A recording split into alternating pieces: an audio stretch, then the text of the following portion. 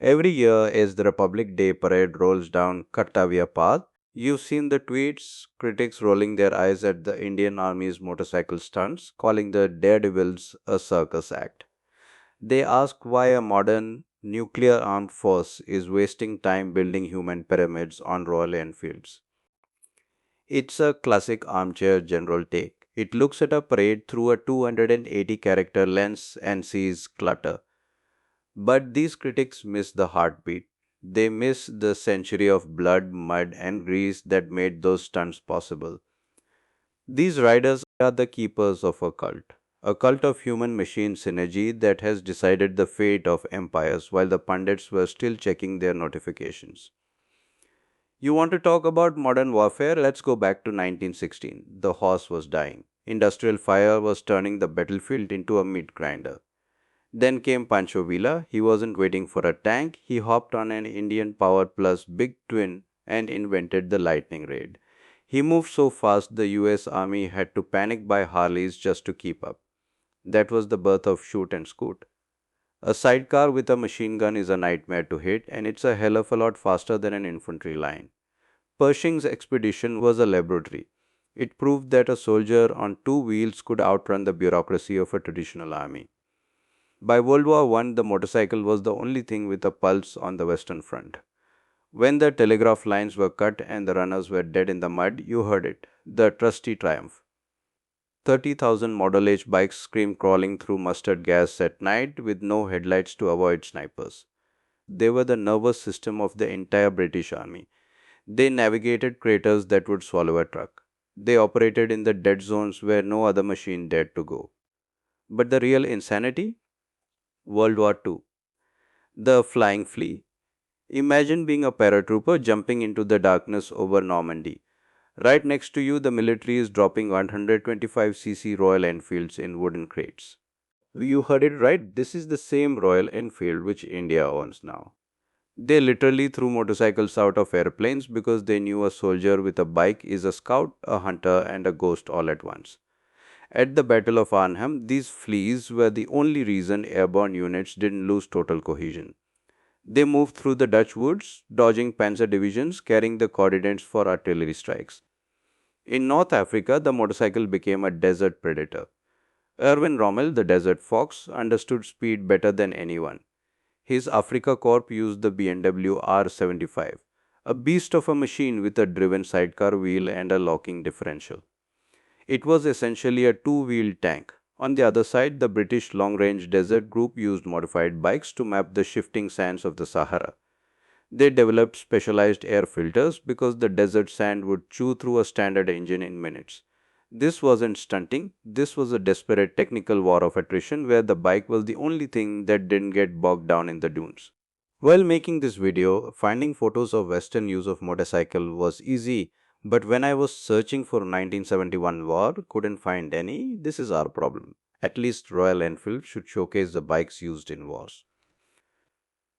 During the Soviet-Afghan War in the 1980s, the Spetsnaz quickly realized that their heavy armored vehicles were death traps in the narrow mountain passes.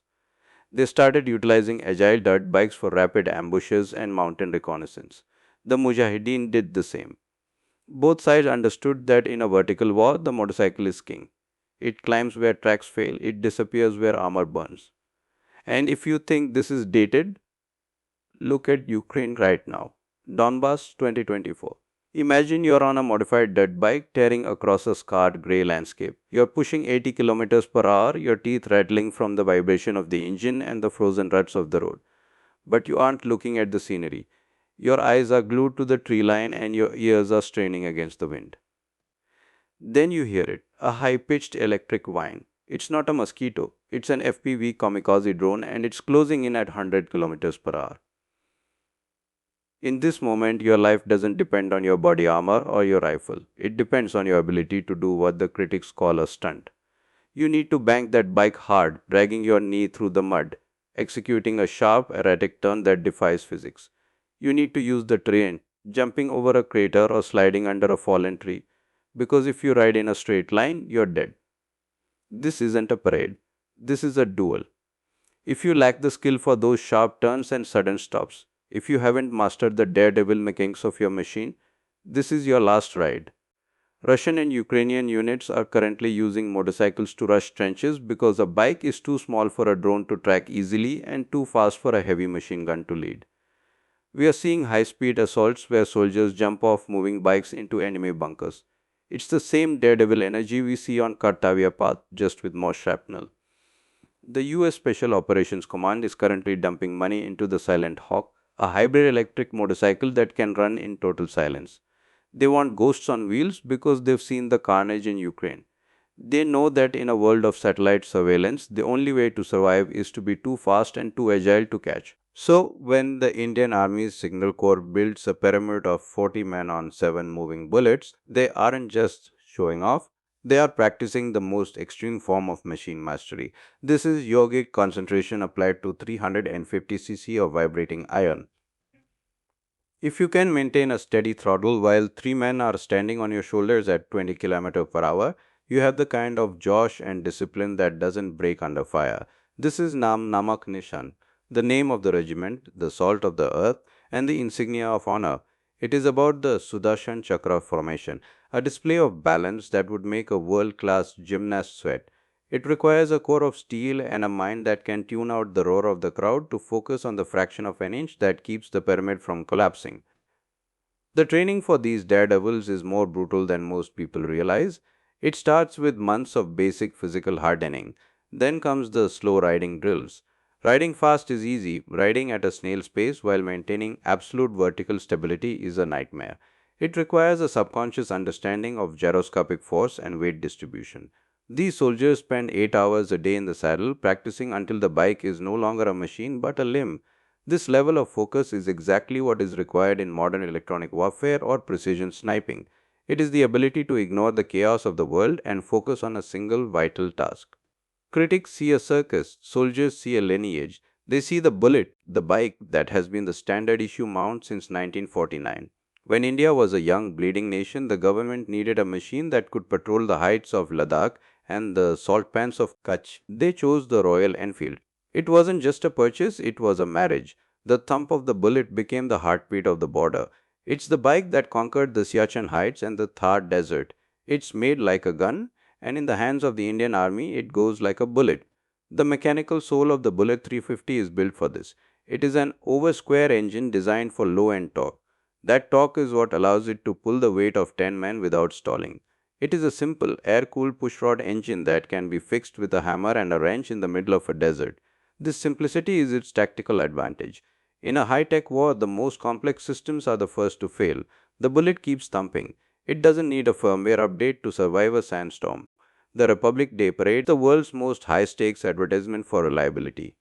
While global defense contractors spend billions on CGI to show how tough their gear is, the Indian Army just puts 48 guys on a single bike and says, "Our gear doesn't break. Does yours?" It is a masterclass in Indian engineering and the soldier's ability to adjust to any situation. It is the ultimate jugad, turning a simple commuter bike into a heavy lift tactical platform. Let's talk about the culture that is so often dismissed as unserious. A military isn't a collection of robots, it is a living, breathing being with a vibrant culture. This culture is found in the tattoos, the bugle calls, the specialized slang, and the pride of maintenance. Robert M. Pirsig famously wrote that the study of motorcycle maintenance is a study of rationality itself. For a soldier, the bike is an extension of his own body. It is his vahana. Strip away the pageantry, the tattoos, and the stunts, and you are left with a sterile, soulless corporate entity. It's a brotherhood, and that brotherhood speaks in the language of the thumb. This culture keeps our defenders human. It gives them a sense of joy in the face of the grim reality of war. If we treat our soldiers like cutthroats who should only know how to kill, we lose the very humanity they are protecting. Military culture is built on rituals.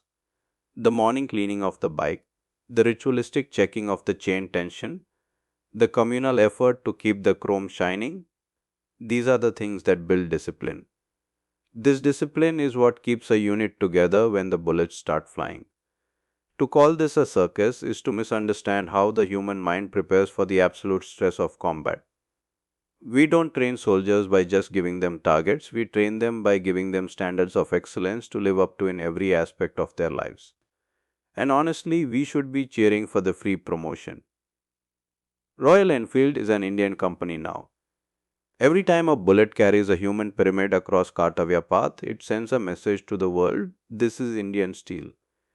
It's an iconic brand synonymous with the strength of the Indian state.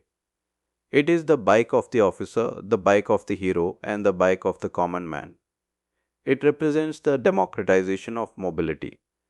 It shows that you don't need $1 million vehicle to be elite, you just need elite skills and a reliable machine. So, to the critics, keep your seriousness, keep your spreadsheets and your tactical gear reviews. We'll keep the roar, the balance, and the heritage.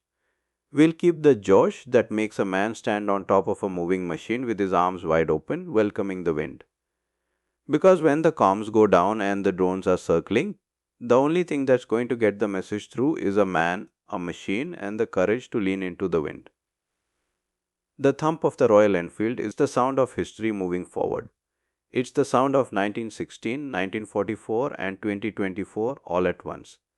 It's the sound of a military that knows how to fight but also knows how to live. It has a message to deliver, it has a nation to protect, it has a legacy to maintain. The next time you see that human pyramid, don't look for the circus. Look for the synchronization. Look for the trust. Look for the men who have mastered the laws of physics to show you that anything is possible when you have discipline. That isn't a distraction from the war, it is the reason we win them. It is the spirit of the Indian Army, vibrant, alive, and unyielding. It's a testament to the fact that our soldiers are the most skilled, most balanced, and most alive humans on the planet. In the mud of the Donbass or the dust of the Thar, the rider knows the truth. The machine is a weapon, but the skill is the armor. Let them roar. Let the world know that the Indian soldier is a master of his domain, whether that domain is a battlefield or a moving seat on a 350cc machine. This is our culture, this is our pride, and it is going nowhere.